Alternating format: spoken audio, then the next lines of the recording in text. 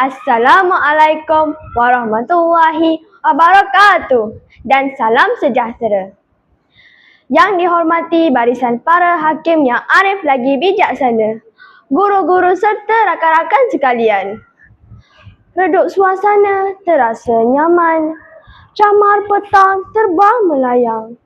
Dengarkan semua rakan budiman, tajuk cerita Aku Akan Terbang.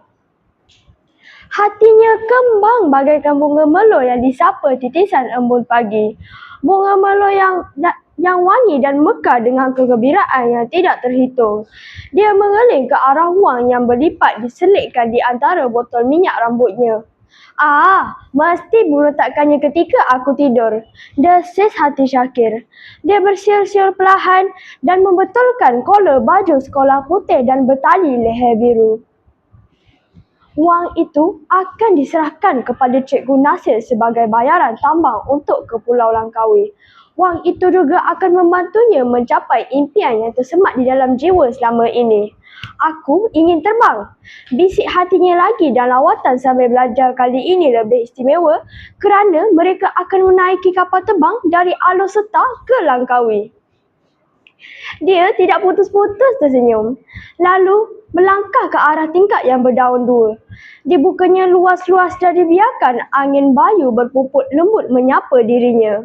Sang Surya masih malu-malu hendak muncul. Burung-burung juga baru terbang keluar dari sarang mencari rezeki. Aku juga akan terbang seperti kamu, wahai sang burung. Dia berdialog sendirian sambil menyedut udara nyaman yang dirasakan lebih berwarna hari itu. Malah mungkin aku akan terbang lebih tinggi hingga ke bulan. Bisik hatinya lagi. Dia mengambil beg sekolah lalu menggalas dan tidak dilupakan wang yang akan diserahkan kepada Cikgu Nasir. Wang itu diletakkan di tepi beg yang berzip. Syakir bimbang sekiranya duit itu hilang. Pasti impiannya juga akan punah. Peluang ini bukannya selalu tiba untuk seorang budak kampung sepertinya. Peluang untuk duduk di dalam perut besi adalah satu peluang yang tidak seharusnya disia-siakan begitu sahaja. Aku mahu terbang. Jantungnya terasa berdegup kencang. Agaknya inilah yang bakal aku rasa apabila kapal terbang berlepas. Desis hati kecilnya sambil melangkah keluar dari bilik. Suasana di dalam rumah sunyi. Hanya kedengaran bunyi perlahan radio tua peninggalan arwah ayah. Syakir menuruni tangga menuju ke dapur. Biasanya, ibu ada di dapur sedang sibuk berkemas dan menyediakan sarapan pagi. Ibu, pagi ni Syakir minum saja sudahlah. Kir nak serahkan duit ini kepada cikgu ni. Katanya penuh ceria. Namun suaranya bagaikan hilang di tiup angin. Tiada sahutan daripada ibu seperti selalu. Dia melajukan ayunan langkah menghampiri meja makan. Namun ibu tetap tiada. Hatinya dipakuk bimbang. Kemanakah ibu pergi? Syakira, adiknya yang berumur 7 tahun muncul dari bilik sambil memegang sehelai selimut. Jangan bimbang, ibu tertidur di kusyen. Kesian ibu. Adiknya yang bersekolah petang itu membawa selimut yang meleret. Syakir bagaikan terpinga-pinga, hanya mengekori adiknya menghampiri kusyen. Dia terpaku melihat adiknya menyelimuti ibunya yang terlena keletihan. Malahan tangan ibu juga masih melekat sisa-sisa tepung yang membuat kuih. Air matanya bertakung di kolam matanya. Dek, ibu ada cakap apa-apa tak pasal rombongan yang abang nak pergi itu? Ibu kata biarlah ibu kuih lebih sedikit supaya dapat cukupkan tambang abang nak naik kapal terbang. Ibu berjaga dah 3 malam. Tidur pun sekejap-kejap. Sebab itulah ibu penat sangat. Kata adiknya yang petah. Syakir menelan air liur yang pahit. Rasa bersalah serta menerpa dirinya. Abang tahu tak yang apa ibu kata lagi? Syakir menggeleng. Dia benar-benar tidak tahu. Ibu kata, biarlah bumbunya bocor tu kita bagi kemudian.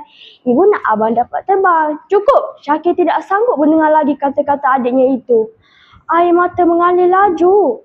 Dia dihimpit rasa bersalah kerana terlalu memikirkan keinginan dan keseronokannya sendiri tanpa menyedari kesusahan yang dipikul ibu kesayangannya. Syakir tersentak. Dia bertekad untuk membatalkan niatnya. Dia tidak akan sesekali membebankan ibunya. Syakir juga memahami bahawa impian boleh ditangguh, tetapi kasih, sayang dan pengorbanan seorang ibu tiada nilainya. Dia akan belajar bersungguh-sungguh untuk mencapai cita-citanya. Aku akan batalkan semua ini. Aku akan beritahu Cikgu Nasir yang aku tidak akan pergi ke Pulau Langkawi.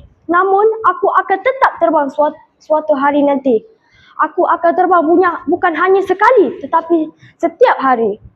Aku akan membawa ibu dan Syakira untuk terbang bersama.